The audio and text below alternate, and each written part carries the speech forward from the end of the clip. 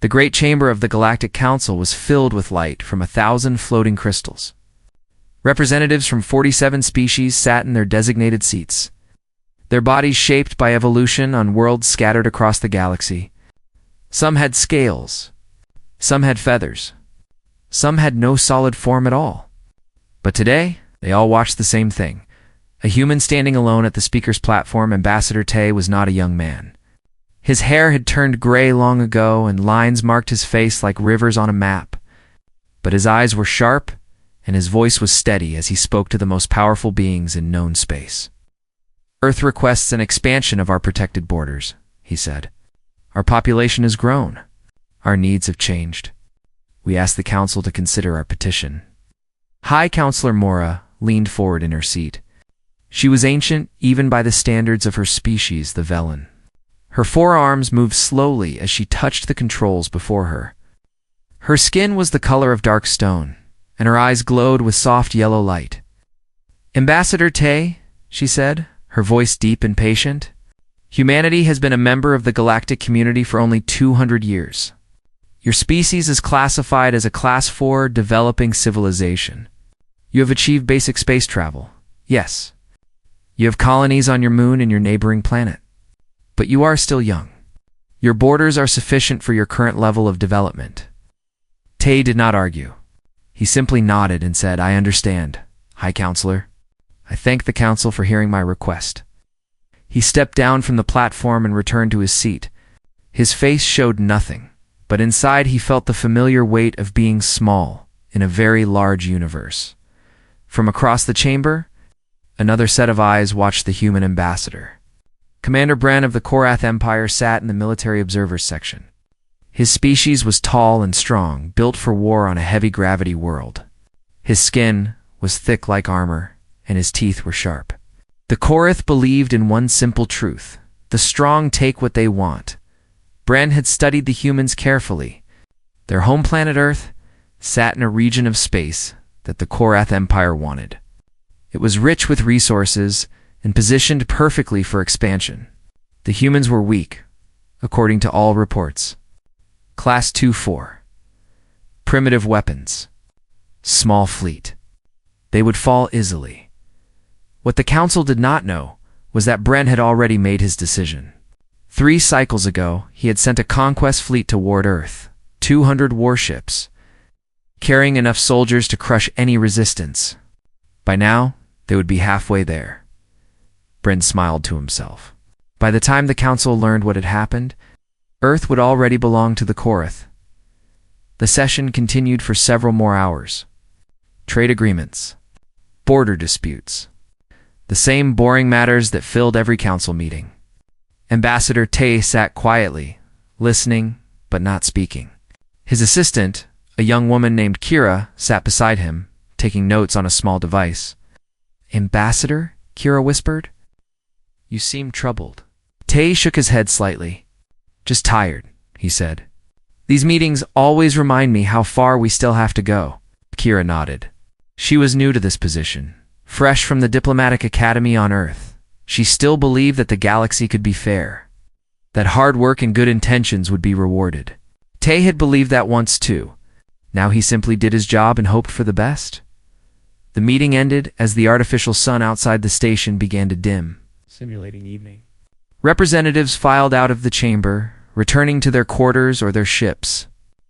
Tay gathered his materials and prepared to leave. That was when his communication device began to flash red. Tay stopped. Red meant emergency. Red meant something had gone very wrong. He pressed the device to his ear and listened. Kira watched his face, and she saw something she had never seen before. Fear. What is it? She asked. Tay lowered the device. His hand was shaking slightly. Earth has gone dark, he said. What do you mean dark? All communication with Earth has stopped. The relay stations are not responding. The lunar base is silent. Mars colony is silent. He looked at Kira with eyes that had suddenly grown old. Something has happened. Across the station, in his private quarters, Commander Bren received his own message. His fleet had arrived at the human system ahead of schedule. They were beginning their approach. Victory would come soon. He poured himself a drink and sat by the window, watching the stars. Soon the humans would learn what happened to weak species in this galaxy. They would learn that the universe did not care about fairness or justice. It only cared about power, and the Korath had power. Back on Earth, the sky had changed. Where there had once been only stars, there were now lights. Hundreds of lights, moving information, growing larger with each passing hour. The people of Earth looked up and saw what was coming, and Sol, a young pilot named Ho, received his orders. Report to Lunar Base Alpha immediately. He kissed his mother goodbye and told her not to worry. He was lying, and they both knew it, in Geneva. Dr. Mina walked through the underground corridors of the Global Defense Research Institute. She had spent 20 years working on a project that she hoped would never be needed. Now it seemed hope was not enough. In Beijing, General Sung stood before a wall of screens showing military positions around the world. Every nation had received the same alert. Every army was mobilizing. For the first time in human history, there were no borders between countries. There was only Earth, and whatever was coming from the sky. Admiral Yuna sat in her command chair on Mars, watching the sensor data. 200 enemy ships? The largest invasion force ever recorded against a Class 4 species. By all logic, humanity should surrender. They were outgunned, outmatched, and alone. But Yuna was not thinking about surrender. She was thinking about something her grandmother had told her long ago. A wolf is most dangerous when it is cornered. She opened a channel to Earth Command and spoke 3 words that would change galactic history. Wake them up. Across the solar system. Hidden systems began to activate. Weapons that no one knew existed. Ships that had never been registered. Plans that had been waiting for this exact moment. Humanity had been preparing for 200 years. And now, last, it was time to show the galaxy what they had become. Fleetmaster Ven stood on the command bridge of his flagship, the Iron Claw, and watched the blue planet grow larger on his screen. Earth. Such a small world. Such a weak species. This conquest would bring him glory and promotion. His name would be remembered for generations. Open a channel, he ordered. Let the humans hear their fate. His communications officer obeyed. Across every frequency, on every device capable of receiving signals, Ven's message played. His face appeared on television screens, on phones, on computers. His voice spoke in a language that translation software made clear to every human ear. People of Earth, I am Fleetmaster Ven of the Korath Empire. You have 1 planetary rotation to surrender your world to us. If you refuse, we will destroy your cities one by one until nothing remains. This is not a negotiation. This is your only warning. The message ended. Ven waited for the response. He expected panic. He expected desperate pleas for mercy. He expected the humans to fight among themselves as their primitive species always did. Instead, he received silence. 1 hour passed. Then 2. No response came from Earth. No surrender. No begging. Just silence. Ven felt a small flicker of annoyance. They are afraid, he told his officers. Too afraid to even speak? Begin the approach. We will teach them the cost of defiance. The fleet moved forward, passing Jupiter and its moons. 200 warships, in perfect formation, their weapons charged and ready. They had conquered 12 worlds before this one. Earth would be the 13th, as they passed Mars. Something strange happened. Sensors across the fleet began to detect signals. Thousands of signals coming from places where nothing should exist. From asteroids? From empty space. From the surface of Mars itself. What is this? Ven demanded. His sensor officer's voice was confused. Fleetmaster, I am detecting structures. Hidden structures. They were not visible before. Before Ven could respond, the first shots were fired. From the asteroid belt, ships emerged. Not the primitive vessels the Korath had expected. These were fast, sleek, and armed with weapons that burned through Korath shields like fire through paper. Captain Ho led the first squadron, his fighter moving at speeds that should have been impossible for human technology. All wings engage, Ho said into his communicator. His voice was calm, almost bored. He had trained for this moment his entire life. Show them what we can do. The human fighters did not fly like Class 4 ships. They moved like predators, working together with perfect coordination. Korath targeting systems could not track them. They were too fast, too unpredictable. On Earth, Dr. Mina watched the battle data from her underground bunker. Her hands moved across the controls of Project Ember, the weapon system she had spent 20 years building. Satellites that the galaxy thought were simple communication devices revealed their true purpose. Hidden platforms activated across Earth's orbit. Project Ember is online, she reported to Admiral Yuna. Ready to fire on your command. Fire, Yuna said, from Earth's orbit. Beams of concentrated energy lanced outward. They struck Korath ships with surgical precision, cutting through armor and shields. Explosions lit up the darkness of space. General Sung coordinated ground defenses from his command center. Missiles launched from hidden silos on every continent. Anti-orbital weapons that had been disguised as civilian infrastructure came to life. The entire planet had become a fortress, and the Korath had walked straight into its trap, on the Iron Claw. Fleetmaster Ven watched in horror as his fleet died around him. 40 ships destroyed in the first hour. Then 80. His officers shouted reports of damage and casualties, but Vin could barely hear them. This was impossible. This was wrong. The humans were Class 4. They were supposed to be weak. Fleetmaster, his sensor officer said, his voice shaking. I am detecting more human ships. They are coming from behind the moon. Ven looked at the screen and felt his blood turn cold.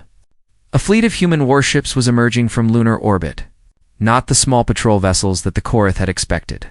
These were battleships, destroyers, carriers filled with fighters. A fleet that rivaled his own. Admiral Eunice's face appeared on his screen. She was a woman in her 50s, her hair streaked with gray, her eyes hard as stone. When she spoke, her voice carried the weight of a species that had survived ice ages, plagues, and wars that killed millions. Fleetmaster Ven, she said, you should have knocked. Ven tried to organize a retreat. He ordered his remaining ships to fall back, to regroup, to escape. But the humans were everywhere. They attacked from all directions, cutting off escape routes, destroying engines, disabling weapons. Subcommander Tella, Ven's second-in-command, pulled up Earth's historical records on her personal screen. She needed to understand. She needed to know how this was possible. What she found made her sick with fear. The humans had been fighting wars for their entire existence, not small conflicts. Massive wars that killed millions of their own kind. They had developed weapons capable of destroying their own planet many times over. They had fought and died and survived on a world that seemed determined to kill them. Fleetmaster, Tella said quietly, we made a terrible mistake. These creatures, they are not prey. They are predators. And we just attacked their home. By the end of the battle, 147 Korath ships were destroyed or disabled. The remaining 53 were captured, their crews taken prisoner. Fleetmaster Ven was dragged from his command chair in restraints, unable to understand how everything had gone so wrong. Admiral Yuna watched the final reports come in. Earth was safe. Humanity had won. But this was not the end. This was only the beginning. She opened a channel to the Galactic Council. Her message was short. We need to talk. Across the galaxy, species that had never thought twice about humanity suddenly found themselves paying very close attention. The humans had done the impossible. They had defeated a Korath invasion fleet, and they had done it without breaking a sweat. The battle had lasted 6 hours.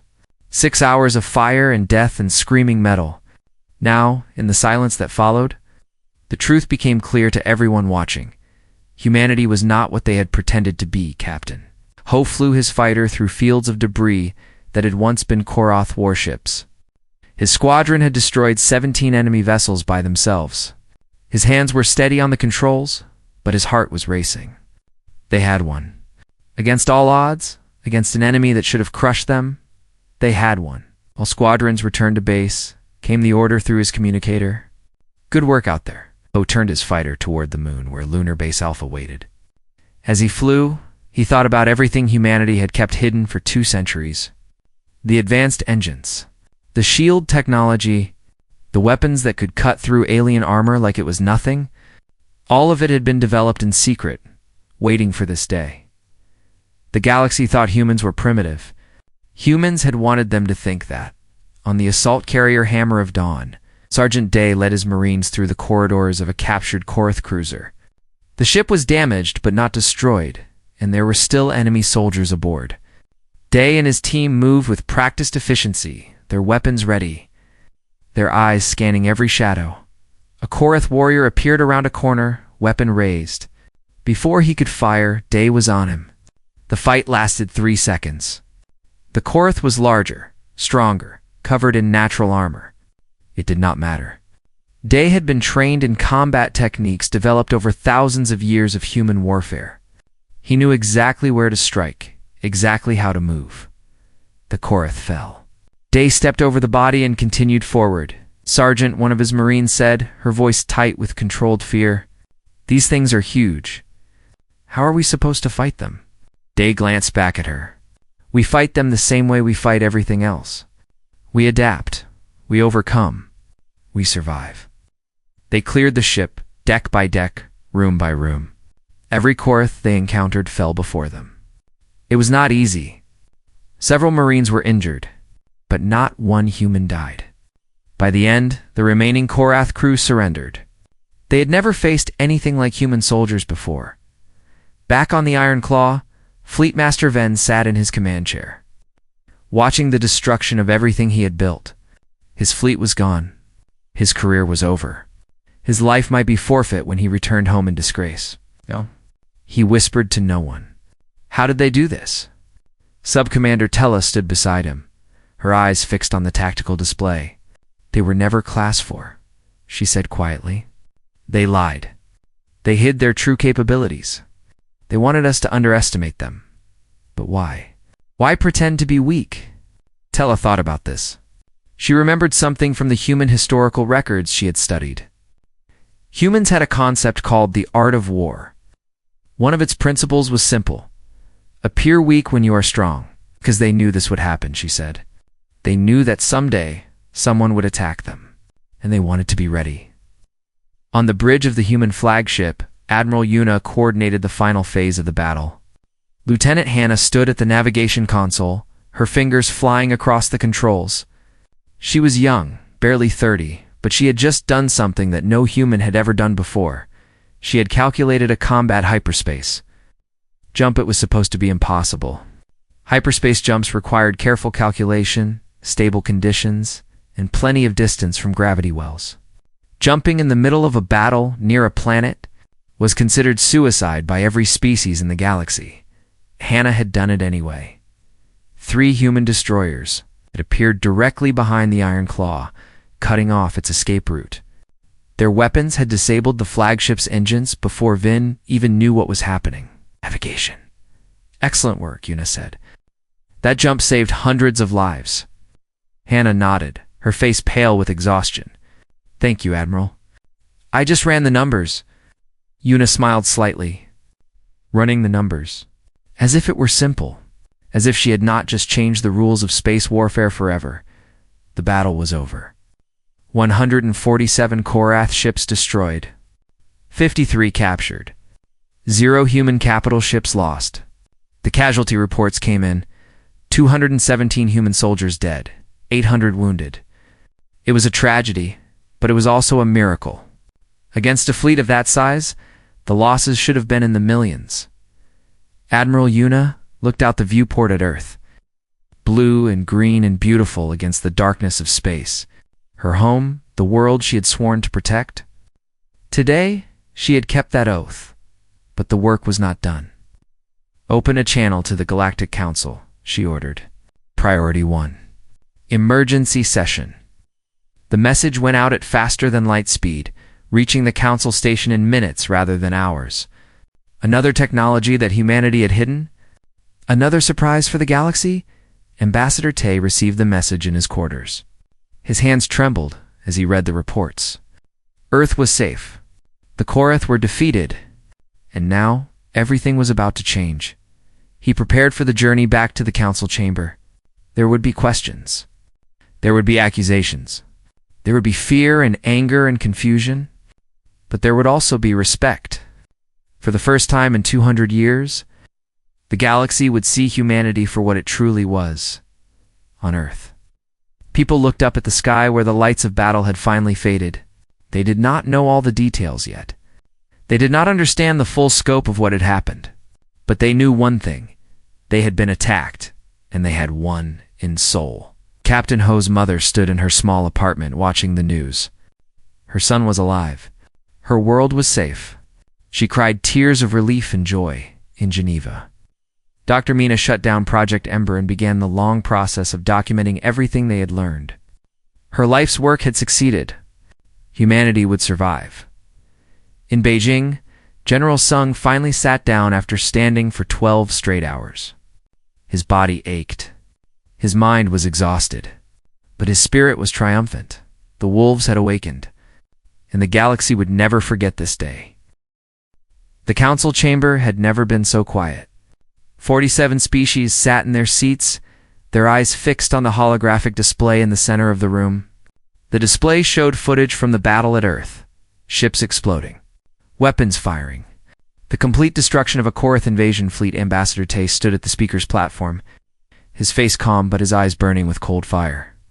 Behind him, a group of human soldiers stood guard. They were not necessary for protection. They were there to make a point. You attacked Earth. High Counselor Mora's voice broke the silence. Her 4 hands gripped the arms of her chair. The Korath Empire attacked a protected world without council authorization. Commander Bryn shifted in his seat. His thick skin had gone pale. "This is a mistake," he said quickly. "A misunderstanding. I gave no such orders." Tay pressed a button on his control device. The holographic display changed. Now it showed a recording of Bren himself speaking to his fleet commanders, ordering the invasion. Fleetmaster Ven was captured alive, Tay said. So were his officers. They all confirmed the same thing. "You ordered this attack, Commander? You sent 200 warships to conquer Earth and enslave its people." The chamber erupted in angry voices. Representatives shouted at Bryn, at each other, at anyone who would listen. High Counselor Mora raised all 4 of her hands, calling for order. "Silence," she commanded. The voices faded. She turned to Tay. "Ambassador, how did humanity survive this attack? Our records show that Earth has only a small defense fleet. Class 4 technology. You should not have been able to defeat a Korath invasion force." Tay smiled. It was not a warm smile. "High Counselor, the records are wrong. Humanity has been lying to the Council for 200 years. Another wave of shocked murmurs passed through the chamber. Tay let it wash over him before continuing. "In the year 1947 by our calendar, a scout ship crashed on Earth. It was not from any species we have since encountered. We never learned where it came from, but we learned from its technology. We learned very quickly." He pressed another button. The display showed images of human laboratories, factories, military bases, ships being built in secret, weapons being tested in deep space. We knew that the galaxy was not safe. We read your histories. We saw how powerful species treated weaker ones. So we decided to appear weak. We hid our true capabilities. We pretended to be a class for civilization while we built something much more dangerous. Archivist Pell, the ancient keeper of galactic records, leaned forward in his seat. His species was small and frail, devoted to knowledge rather than power. His voice was thin, but sharp. "How dangerous?" he asked. Tay turned to face him. "We have weapons capable of destroying planets. We have ships that can cross the galaxy in days. We have technology that your scientists have not yet imagined. And we have something else. Something more important." He paused, letting the silence build. "We have 10,000 years of experience in war. Our species has been fighting itself since before we built our first cities. We have survived ice ages, plagues, famines, and conflicts that killed hundreds of millions of our own people. Every generation, we become better at warfare. Every century, we develop new ways to kill." He looked around the chamber, meeting the eyes of species that had once looked down on humanity. The Korath thought they were attacking prey. They were wrong. They attacked the most dangerous predator this galaxy has ever seen. And now they have paid the price. Elder Moss, representative of the peaceful Then species, spoke for the first time. His voice was quiet, almost reverent. "Your world," he said. "Earth. The data shows extreme temperatures, constant geological activity, dangerous wildlife, bacterial threats, radiation exposure. Your planet has been trying to kill you since you evolved." Tay nodded. "Yes. Earth is what you might call a death world. We survived by becoming stronger than anything that tried to destroy us. That is what humans do. We survive." Counselor Kira watched from her seat near the back of the human section. She had stayed at the station during the attack, too junior to be evacuated with the senior diplomats. She had watched the battle footage alone in her quarters, crying with fear and then with relief. Now she watched the council members look at her species with new eyes. The dismissive glances were gone. The patronizing smiles had vanished. In their place was something she had never seen directed at humanity before: respect. And fear? High Counselor Mora spoke again. "What does humanity want, Ambassador Tay?" Tay straightened his shoulders. 3 things. First, Earth's protected space will be expanded to include the entire solar system and surrounding territory.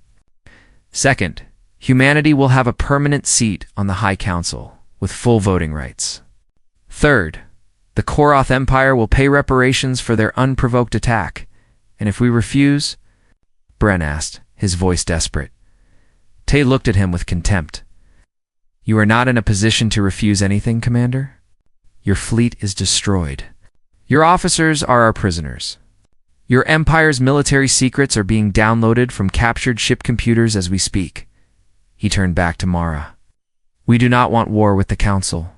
We want peace. We want to be partners, not enemies. But we will never again be victims." The vote was held that same day. It was unanimous. Every demand was granted.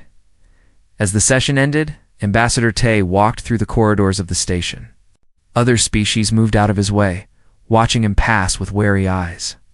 A Korath diplomat approached him, bowing low. "K Ambassador," the Korath said, "my government wishes to negotiate the return of our prisoners." Tay stopped and studied the alien. "Negotiations will begin next week. But understand this, the old rules no longer apply. Humanity is awake now, and we have a very long memory." He walked away, leaving the Korath standing alone in the corridor. The galaxy had changed forever, and everyone knew it. 1 year had passed since the Battle of Earth.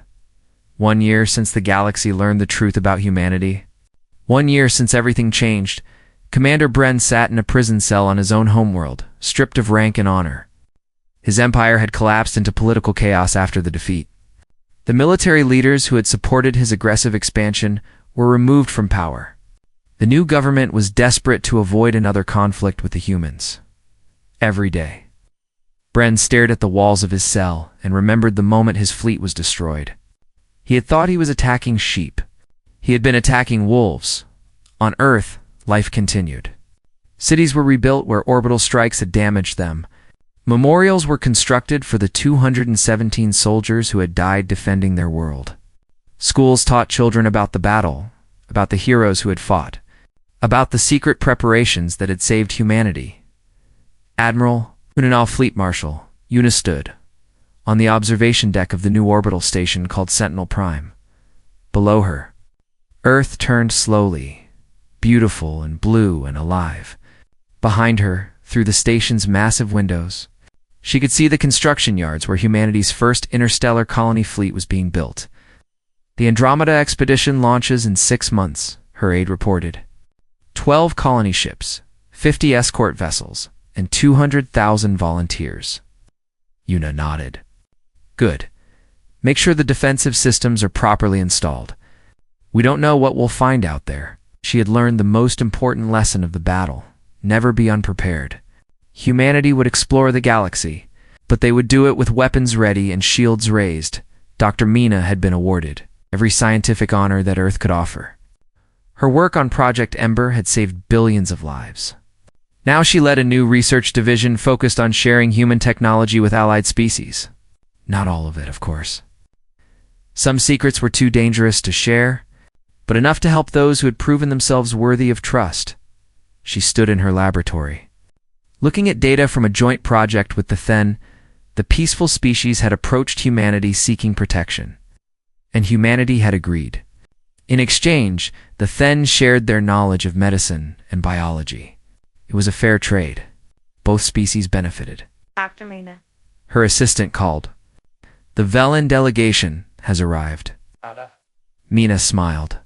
Even High Counselor Mora's species wanted to work with humanity now. The galaxy had learned a new equation. Human friendship was valuable, and human hostility was deadly. Most chose friendship. Captain Ho had become a legend. Young pilots across multiple species studied his combat footage, trying to understand how a single human could fly like that. He had been offered promotions, desk jobs, political positions. He had refused them all. I belong in a cockpit, he told anyone who asked. That's where I can do the most good. He now commanded the elite flight wing called the Black Wolves. They patrolled the edges of human space, watching for threats, protecting the borders. No one dared to test them. General Sung had retired from active command but remained as an advisor to Earth's military council. His strategies had been studied by military academies across the galaxy. The Sung Defense, as it was now called, has become the standard model for planetary protection. He spent his days in a small house in the mountains, gardening and reading history. Sometimes young officers came to visit, seeking wisdom. He always welcomed them with tea and stories. Lieutenant? Hannah's impossible hyperspace calculations had revolutionized space travel. What everyone thought was a one-time miracle turned out to be the beginning of a new science. Human ships could now jump with precision that no other species could match. It gave them a massive tactical advantage that they intended to keep. Hannah herself led the research division working on even more advanced navigation techniques. She rarely slept. There was too much to discover. On the far side of the galaxy, in a region of space that humanity had not yet explored, a species called the Vorn received reports about Earth. They were ancient, powerful, and hungry for new conquests. Their scouts had been watching humanity for decades, waiting for the right moment to strike. The Battle of Earth changed their plans, their war. Council met in secret chambers deep beneath their homeworld. Holographic displays showed the destruction of the Korath fleet. Analysis reports detailed human technology, human tactics, human psychology. They are more dangerous than we anticipated, the Vorn commander said. Far more dangerous. Should we increase our forces? Another asked. Launch a larger fleet. The commander shook his head slowly. No, we will not make the same mistake as the Korath. We will watch. We will wait. We will learn. He looked at the image of Earth on his display. Perhaps, he said quietly, there are some prey that should not be hunted. The invasion plans were cancelled. The Vorn turned their attention to easier targets. Back on Sentinel Prime, Sergeant Day stood alone on an observation deck watching the stars. He was older now, his hair beginning to gray at the temples. The scars on his arms told stories of battles fought and won. A young Marine approached him nervously. Sergeant Day, I'm new to the station. I just wanted to say, it's an honor to serve with you. Day looked at the young soldier and saw himself 20 years ago, eager, brave, uncertain.